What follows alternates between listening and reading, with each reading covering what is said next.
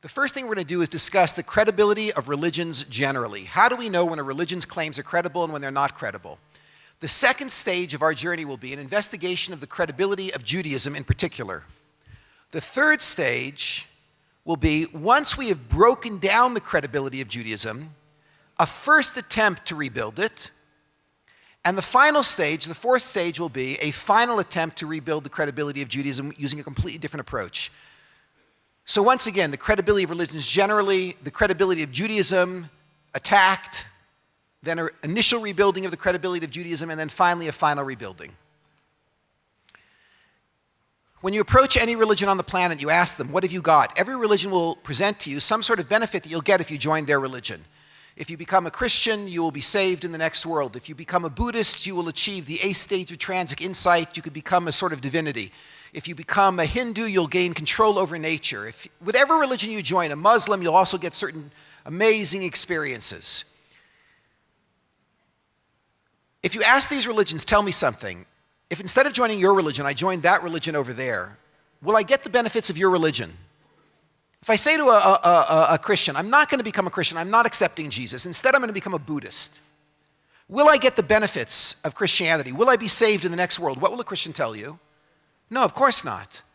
You must accept Jesus. And if I tell a Buddhist, I'm not going to become a Buddhist, instead I'm going to become a Muslim, will I achieve the 8th stage of transic insight? He'll say no.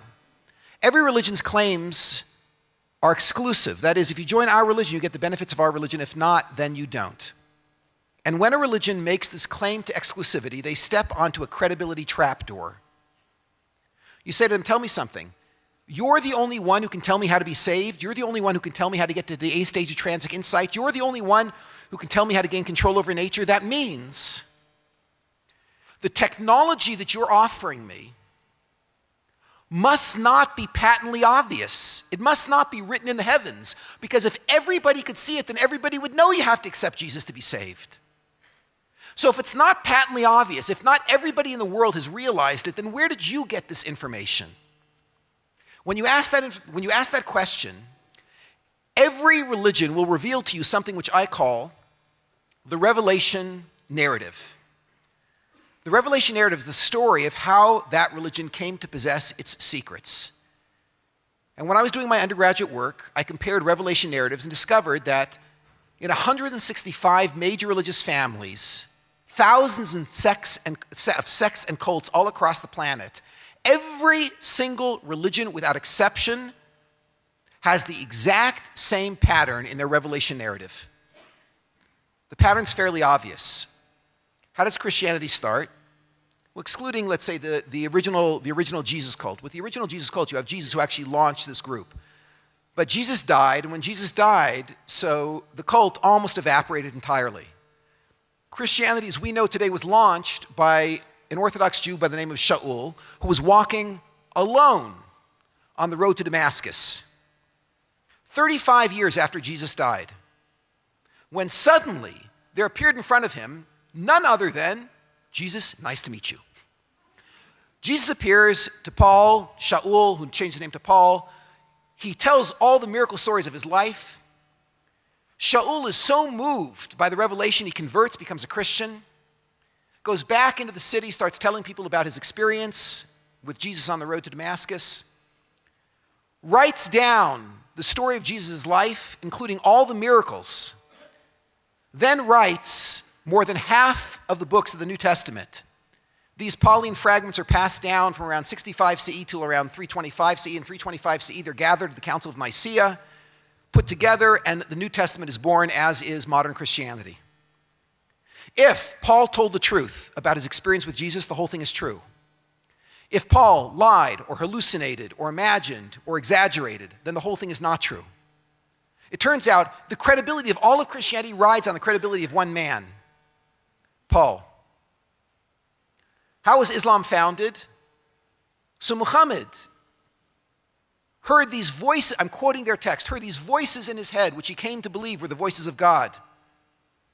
He then dictated these prophecies that he had heard, and each one was written down as an individual surah, and these surahs were gathered together into the Quran. Muhammad himself, a Muslim will be proud to tell you, was illiterate. He could not read, he could not write, but he had a scribe. And the scribe wrote down each of the surahs as he dictated them. If the stories that Muhammad told are true, then Islam is true. And if Muhammad had epilepsy, or imagined, or exaggerated, or whatever the case was, different theories, then it's not true. The credibility of Islam rests entirely on the credibility of one man, Muhammad. The same is true about every religion on the planet, you name it. Siddhartha Gautama, who launched Buddhism, who alone ascended to the 8th stage of transic insight, came to know all there is to be known, descended back into his body while no one was present, and began his 45-year career as a leader and teacher. The Mormons were founded by Joseph Smith Jr., who was hiking alone when he discovered golden tablets written in a language not known to modern man called Reformed Egyptian. Now, thank goodness, buried next to those tablets was a dictionary which translated from Reformed Egyptian to modern English. He translated the tablets, then he destroyed them because who needs golden tablets anyways? And he brought the translation, which came to be called the Book of Mormon, back to mankind. And then he and his partner, Oliver Cowdery, had regular revelations throughout their lifetime, which they wrote down. That became the Doctrines and Covenants. And the Church of Jesus Christ of Latter-day Saints was born from these two men's revelation. If they told the truth, the whole thing is true. If they told a lie, the whole thing is a lie. Do you see the pattern? Now, I am not telling you that any of these religions are not true. It's entirely possible one of them or all of them could be true. What I am telling you is that from an academic perspective, the credibility level is 0. Because it's always based on the word of one or two people. End of part 1.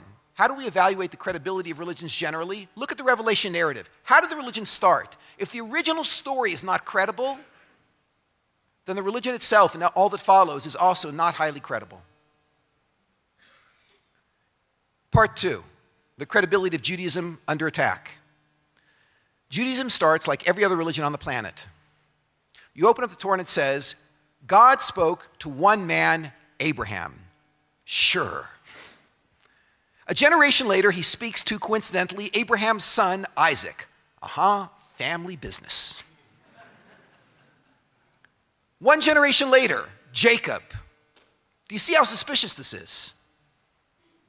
Now, of course, if you mention this to an Orthodox Jew, immediately the Orthodox Jew will object and say, no, you're reading the wrong part of the book. Flip to the second book, the book of Exodus, where there you see a story about how 3 million people escape Egypt, they make it to Mount Sinai, and there God appears and he speaks to 3 million people. Now that is impressive.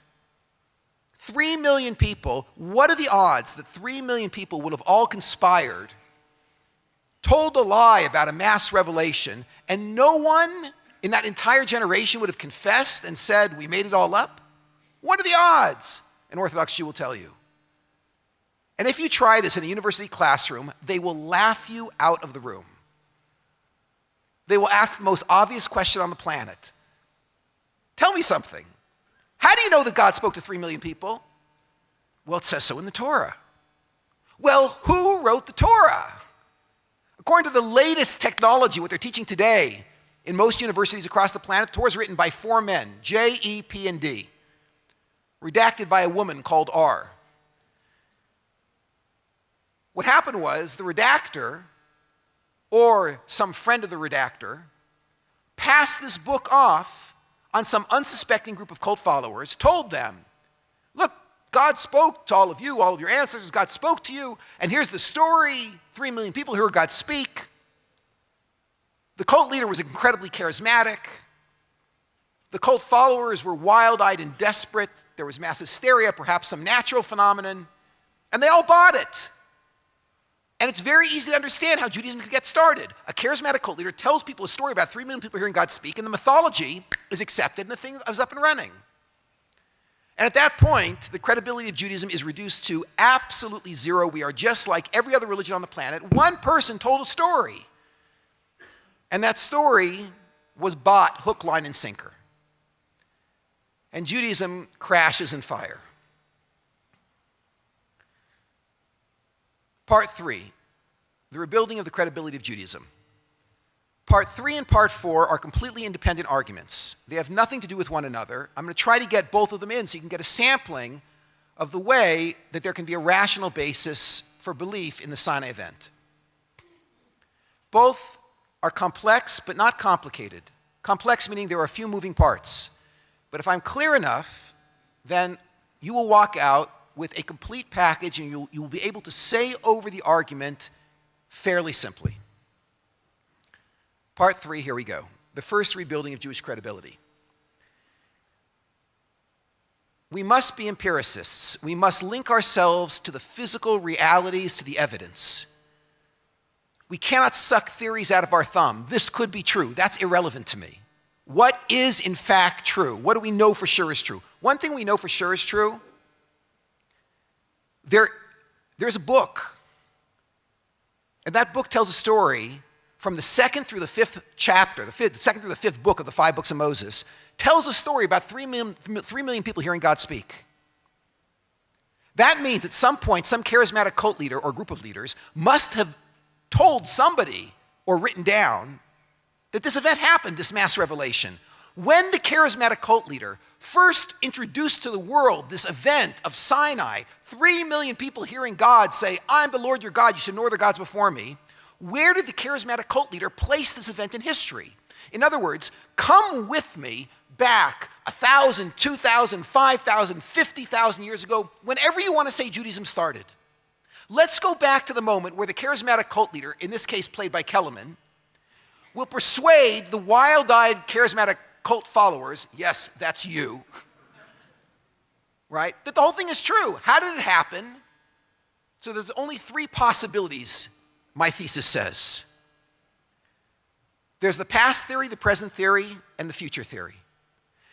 When Judaism was originally launched, it had to have been launched with one of these 3 lies, and there is no other possibility. What are the 3 lies? The past, the present, and the future.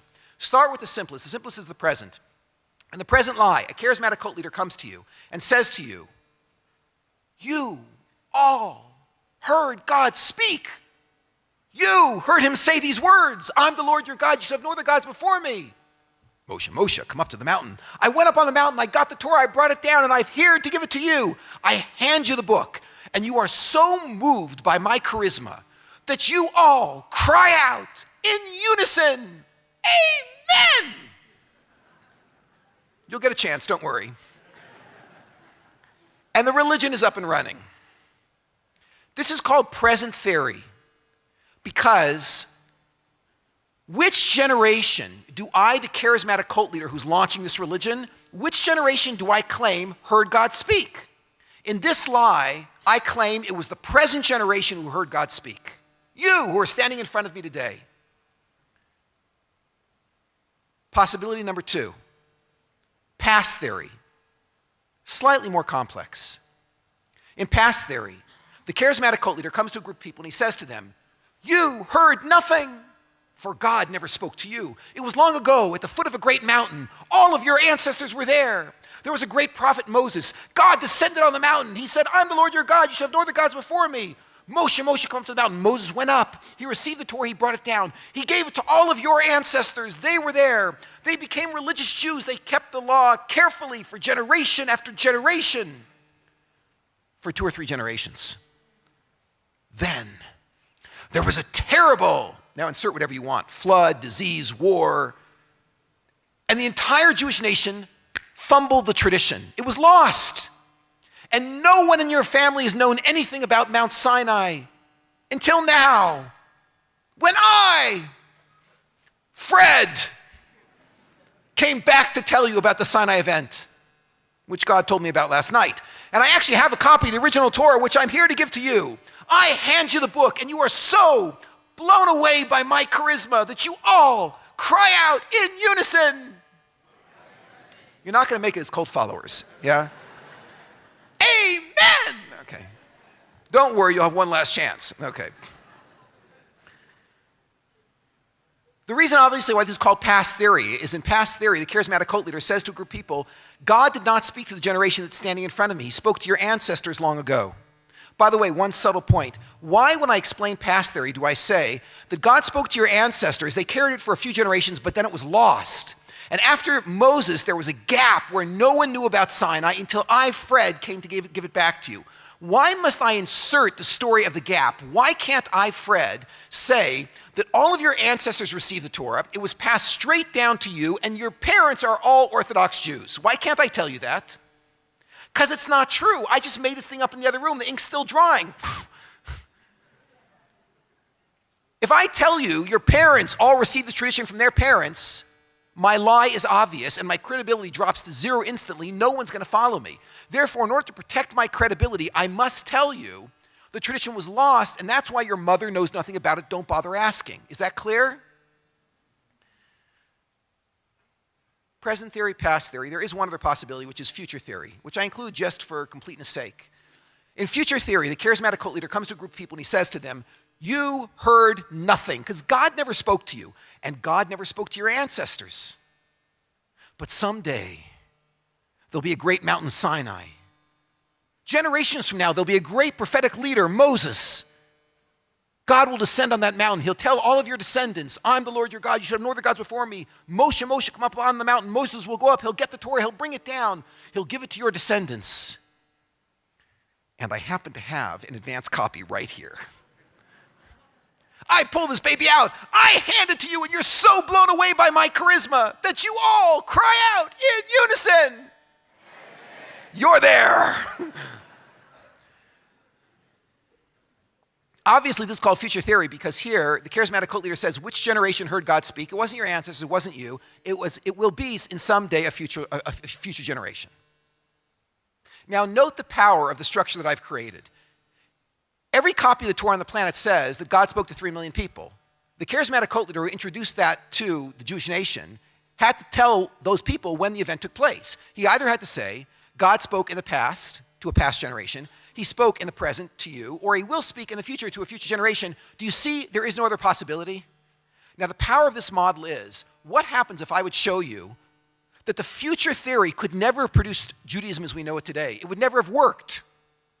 Then you and I would know that Judaism was originally launched with the present or the past. But what would happen if I showed you that not only the future theory could never produce Judaism as we know it today, but the present theory also could never have produced Judaism? It wouldn't have worked. Then you and I would know that the lie called Judaism was produced, in fact, by the past theory. That's the genesis of Judaism. That's how it happened. But what happens if I show you that the past theory could never have generated Judaism? That lie would never have been able to produce what we see today. If the past lie, the present lie, and the future lie could never have worked, that would lead us to a fourth conclusion, which is that Judaism is true. Let's give it a try, very quickly. A small problem with the future lie. I'll show you a small problem with the future lie by showing you a strength of present and past. When you see the strength of present and past, the obvious flaw in future lie will be evident to you. Again, let's be empirically based. Let's be rooted in reality. There are a group of people on the planet today called Orthodox Jews. They believe with all their heart and soul that God spoke to their ancestors at Mount Sinai. I know they exist. I've met them. They're out there. Now, this is not the first generation of Orthodox Jews. I know because I hang out at the Israel Museum and I look at fragments from 500 years ago and 1,000 years ago and 1,500 years ago and 2,000 years ago. And if you will come with me back to Israel, I can show you, concrete in front of you, under glass, that there were Orthodox Jews bouncing around for at least a couple thousand years who believed in this whole mythology. Fact, nobody on the planet argues. There have been at least 2,000 years of this chain of tradition passing through history. The whole debate is, what's at the top of that chain? Is that a charismatic cult leader or someone else? Watch. Present lie, the present theory. If I'm a charismatic cult leader and I persuade all of you that you heard God speak, what do you tell your kids? We heard God speak. What do they tell their kids? My parents heard God speak. What do they tell their kids? My grandparents heard God speak. And they tell their kids, my great-grandparents. And they tell their kids, my ancestors heard God speak. And they will tell their kids, my ancestors heard God speak. And you'll end up with a chain going down through history saying, our ancestors heard God speak. Is that in fact what we have? Yes. which means at the top of this sociological phenomenon of 2,000 years of tradition could be the present lie. The present lie could have generated this. Is that clear? Come over here for a minute. The past lie. If I'm very charismatic and I persuade all of you that your ancestors heard God speak at Mount Sinai, the past lie, and you believe that, what do you tell your kids? Our ancestors heard God speak. And they tell their kids, our ancestors heard God speak. And we'd end up with generation after generation after generation saying, our ancestors heard God speak, which is exactly the sociological phenomenon we're looking at, which means the past lie could have generated the reality that we're looking at. The past lie and the present lie work. Is that clear? Come over here for a minute to future lie. Charismatic cult leader persuades a group of people. None of you heard God speak, and none of your ancestors heard God speak. And the reason is 5 words. God has not yet spoken. If I persuade you that God has not yet spoken, and you believe that with all your heart and soul, someday he'll speak, but God has not yet spoken, what do you tell your kids? God hasn't spoken. And they'll tell their kids, God hasn't spoken. And you'll end up with generation after generation saying, God hasn't spoken. Is that the sociological phenomenon we're looking at? No. That means the future lie is not the story that was told which generated Judaism as we know it today. Now, I admit, someone might at some point in history have told the future lie, but at some point that had to segue into either the present or the past in order to generate the Orthodox Jews that we've seen for the last 2,000 years. Is that clear? The future lie does not work. 1 down, 2 to go. Present lie.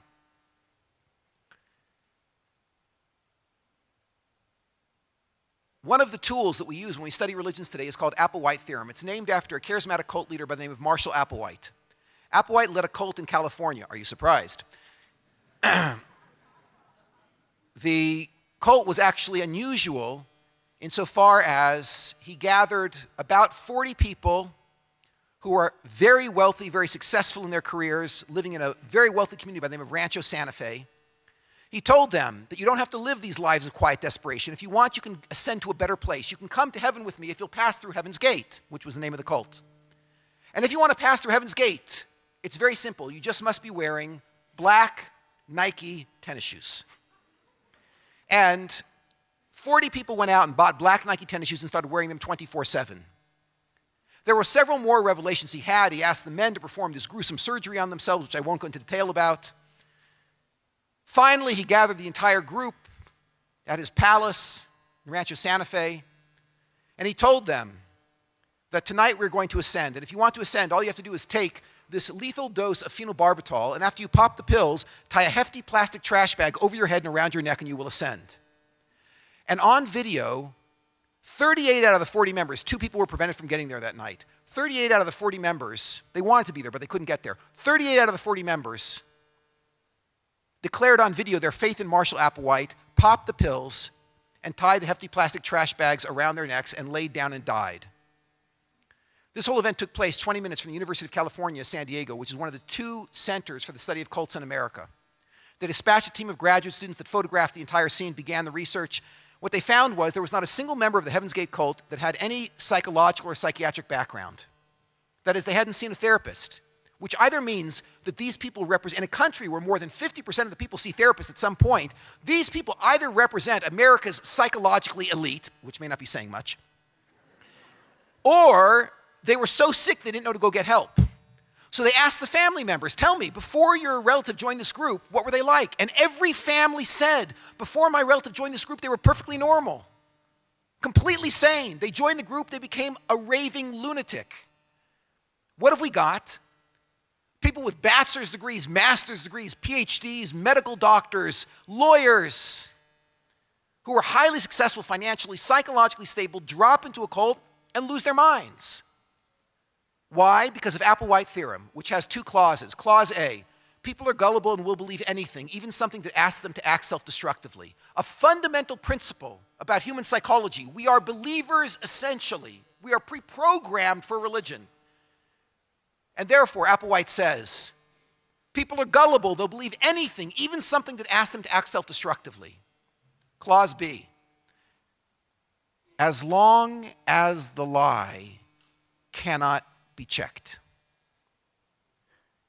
What do I mean? People are gullible. They'll believe anything, even somebody that asks them to act self-destructively, as long as the lie cannot be checked. Why did Marshall Applewhite say, the spaceship that dropped your mother off here is coming to pick you up? Why didn't he say that?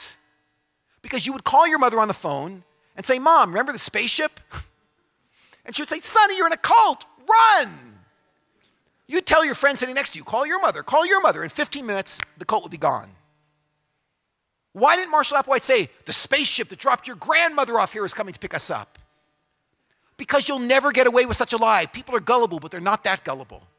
We will believe uncheckable lies because we're believers essentially. But we will not believe a lie that we can check without checking it first. And therefore, every religion on the planet is launched with a lie that can't be checked. Hi, my name is Paul. I just came back from the road to Damascus where I was alone and I met Jesus. No one else was there. Can you check that? Hi, my name is Muhammad. I just had a prophetic experience. Can you check that? Every single religion on the planet, go see, every religion on the planet begins with a lie that cannot be checked. The problem with present theory is in present theory, the charismatic cult leader comes to you and he says to you, you all just heard God speak. If I would tell you that your mother heard God speak, you could check that. If I would tell you your grandmother heard God speak, you would ask her. But I'm telling you the most checkable lie. You all heard God speak. There is no normal human being on the planet under any circumstances that would believe they just heard God say these words, I am the Lord thy God, you shall have no other gods before me, Moshe, Moshe, come up to the mountain. That's why, although I lecture on university campuses all across the world, I've never, in 25 years of giving this lecture, I've never met one PhD at any university who was teaching present lie. They teach other things, but they don't teach present lie because you can't get around Applewhite theorem. I have met one man who had a PhD who did believe in present theory. He was the former head of the Reconstructionist Rabbinical Seminary. I spent 2 summers with the man. The first summer, he gets up in front of a group of college students and he says, I believe in present theory and I'm going to explain to you why I believe it. I said, Doctor, how can you possibly believe in present theory? How do you get around Applewhite theorem? People are gullible, but they're not that gullible. If you tell them they heard God speak, they're going to know it's not true. He said, I have a way around it. I said, pray do tell. He explains to this group of 80 college students, isn't it true, he says, that Abraham went to sacrifice his favorite son, Isaac? I said, yes, so what? He said, would any psychologically normal person want to kill his favorite son? Obviously, Abraham wasn't well. So I said, okay, go on, so what? So he said, isn't it true that at the time of the sacrifice, Isaac was an adult? He was 37 years old. And he cooperated with the side. He stuck out his neck for his father. He told the crowd, would any psychologically normal person stick out his neck for his father to slice? Obviously, Abraham's developmental disability had a genetic component. It was passed into Isaac. Isaac passed into Jacob. Jacob passed into all the tribes. By the time they got to Egypt, it was an entire nation of retarded people. I said, Doctor, about you, I believe this theory. But how do you explain that all the other descendants of the only known retarded nation in history win more Nobel Prizes per capita than anybody else on the planet? Okay, he didn't like my joke. But nonetheless, there is no mainstream academic that teaches present theory because of Applewhite theorem. Small problem with the future lie is the future lie would never produce the sociological phenomenon we're looking at. Small problem with present lie is people are gullible. But they're not that gullible. If I tell you something you can check, you will check it. You really have to posit nation of mentally retarded people to get away with that. At every major university in the world today, they're teaching that the Torah is written by man, not by God. And what they teach is past theory.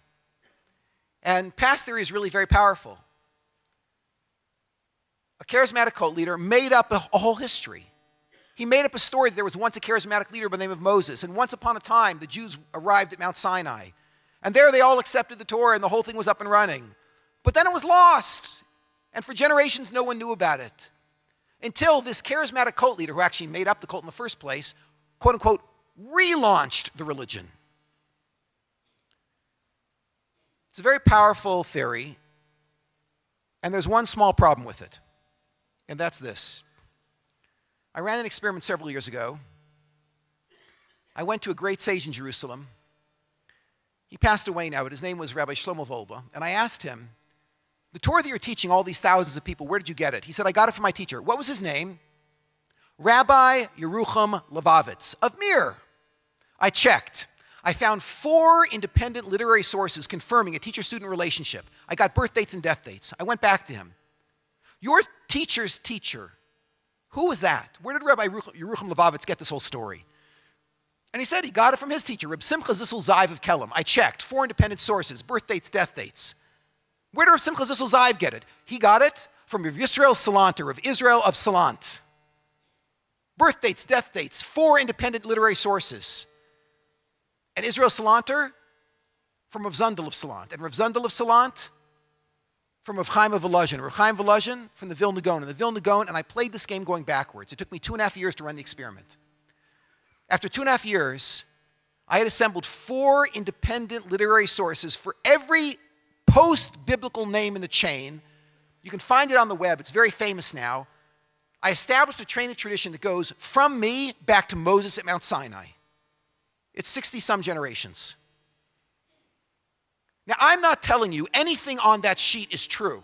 I'm telling you something far more powerful. I have all those books on my shelves. And what I'm telling you is, that chain is what Jews believe. That's what they claim. What's the problem? They're claiming that there is a continuous, unbroken chain from today going straight back to Sinai.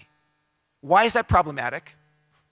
Go back to past theory. In past theory, charismatic cult leader comes to you and says, there was Moses, there was a gap, and there was Fred, MGF. If I persuade all of you, Moses, gap, Fred, MGF, what do you tell your kids? MGF. What do they tell their kids? MGF. And you have generation after generation talking about Moses, then a gap, and then Fred. And yet, when we start looking at Jewish communities and their histories, we find no record ever of a significant gap in Jewish history, a period where people couldn't ask their parents or their grandparents or their great-grandparents and hear about the word Sinai. It's a continuous line. Where is the gap in Jewish history? And even worse, where's Fred? I spoke at Yale a few weeks ago. When I spoke, I asked a group of students there with degrees, advanced degrees, Jewish studies. I asked them, tell me something. What was the name of the man who went up on the mountain, got the Torah, and brought it down? So a few of them called out, that's easy, Moses. I said, okay, you might earn a PhD. Right now you're up to a BA. Let me ask you a tougher question.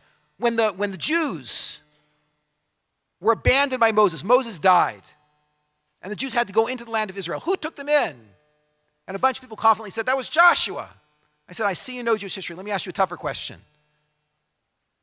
The Jews were in Babylon, and there they were redeemed, and they came back to the land of Israel. Who was the great leader who brought the Jews back to the land of Israel? And a bunch of people cried out, that was Ezra. We all know that was Ezra. Who redacted the Mishnah? Someone cried out, Judah the Prince, Yehuda Nasi. Who redacted the Talmud? Ravina and Ravashi. I asked them, how do you know all these names? The answer, these are the most famous people in all of Jewish history. We know of their accomplishments. They're written up in every Jewish book. Then I turned to 4 biblical critics who were standing on the dais with me, and I asked them, gentlemen, can you please tell me, who is Fred? And one man confidently stood up and he said, Fred is Chizkiyahu. And the fellow standing next to him said, it can't be Chizkiyahu, it's Yirmiyahu. This guy says, it can't be Yirmiyahu, it's Ezra. This guy says, it can't be Ezra. And you just stand back and they kill each other. Now, why are they arguing? Don't they know? And the answer is because in 24 books of the Bible, in 60 volumes of the Talmud, in dozens of volumes of Medrash, there is not a single word about the greatest crisis ever in Jewish history, a crisis where for generations the Jews knew nothing about Sinai. After the Holocaust, everyone who walked out of the Holocaust knew about the word Sinai. They either believed it or they denied it. But everyone knew about Sinai. This is a crisis of such proportions that nobody knew about it. How could that be?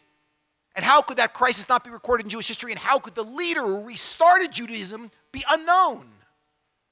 Small problem with past theory is where's the gap and where's Fred? End of part 3. Past, present, and future could not have launched Judaism. That means Judaism must be true. God must have spoken to Jews at Mount Sinai. Go to the last part, part 4. Very quickly. Every single person in this room believes natural things happen more than once.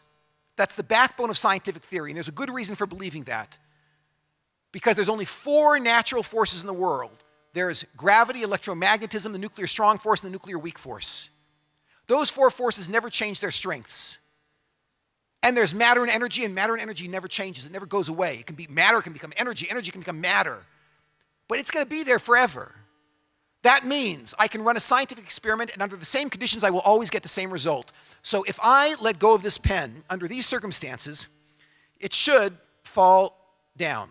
Oh, thank God. Okay, now, no matter how many times I repeat that experiment, I'm going to get the same result, unless I put a vacuum above me, in which case, under different circumstances, it might go up with a vacuum. But besides that, it's always going to fall down. Natural things happen more than once. If it is normal and natural to be able to launch a mythology about mass revelation, it should happen again. And yet, in 5,000 years of comprehensive religious histories, we do not have a single nation, a single group of people, 500 people, 250 people, 100 people, who all claim they heard God speak and lived to talk about it. There's no such thing in human history. It doesn't exist. So someone will say, you know how it happened? It's very easy. When they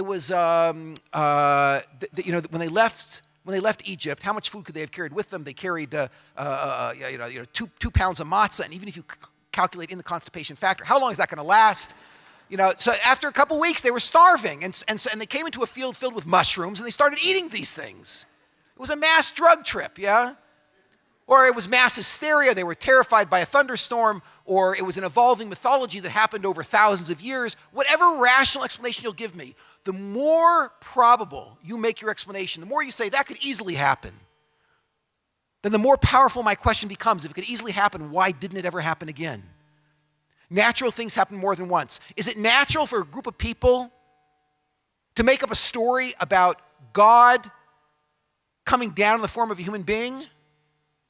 I know it's possible naturally to get away with that story. How do I know? It happens dozens of times in human history. Is it possible to get away with a story about how God impregnates a woman who gives birth to a miraculous child? Christianity, the Greek mythologies, happens over and over again. People get away with that story. Whatever lie can be told has been told, except for one, which is the most obvious and most basic lie. God spoke to a group of people. Why hasn't everyone ever come up with that again? No one ever thought of it? It's too complicated? God spoke to 5 people, never thought of that one. What's going on? Why is that? And if you'll tell me, well, it could happen, but it's extremely unlikely, extremely unlikely. It's so unlikely it doesn't happen more than once every 5 or 6 or 7,000 years. And the horizon of history drops a black cloth at a certain point, and I can't see that far back in history because the cave paintings fade and the papyri rot. And therefore, even though there was a story about mass revelation 6, 7, 8, 10,000 years ago, but I have no way of seeing it because I can't see that far back in history. If you'll tell me that, I'll say to you, yeah, you really believe that? Let me ask you something. I get up in front of you and I take a pair of dice and I tell you, I'm the luckiest guy you ever met. I'm going to throw double 6s on the first throw. And I throw a pair of double 6s. So what are the odds I just got lucky? It's 1 in 36. What are the odds the dice are loaded? 35 and 36. Which do you believe? I do better. I pick up the dice. I throw 10 double 6s in a row. The odds of me throwing 10 double 6s in a row are something like 1 in 36 to the 10. That's pretty slim. It's about 1 in 10 to the 15. So now, let's say it's extremely unlikely that someone would get away with a story about mass revelation, and it's extremely unlikely someone would throw 10 double 6s in a row. Let's say that the odds are the same. Or if you don't like that, adjust this number 10 double 6s. Make it 5 double 6s, make it 15 double 6s. I don't really care about the number. Take some number of rolls of dice, of double 6s, that's so unlikely it wouldn't happen more than once every 6,000 years. Whatever number you want, I don't care. Now, I show you a video of a man throwing, let's say 10 double sixes in a row. And I tell you, there's a point 0, 0, 0, 0, 0, 0, 0, 0, 0, 0, 0, 0, 0.001% chance that he just got lucky. And there's a 99.999999999999999% chance those dice are loaded. What do you believe? If you're calm and rational, it's very obvious. Now just switch to the other side of the chart. I show you a picture of a group of people traveling down through history who believed in mass revelation. Which you said it's so unlikely no one would ever get away with that except for once every 5,000 or 6,000 years, just like the dice. You know what the chances are this happened naturally? 0.00000000000000001% chance. And there's a 99.9999999999999% chance this was not a natural event. Put aside all emotional biases and tell me what you think is rational. For me, that presented an awesome intellectual challenge. My hands started to shake when I realized. And it made me realize the challenge of this world is not finding the truth. That's pretty obvious. The challenge is having the courage to live with integrity after you know it. Thank you.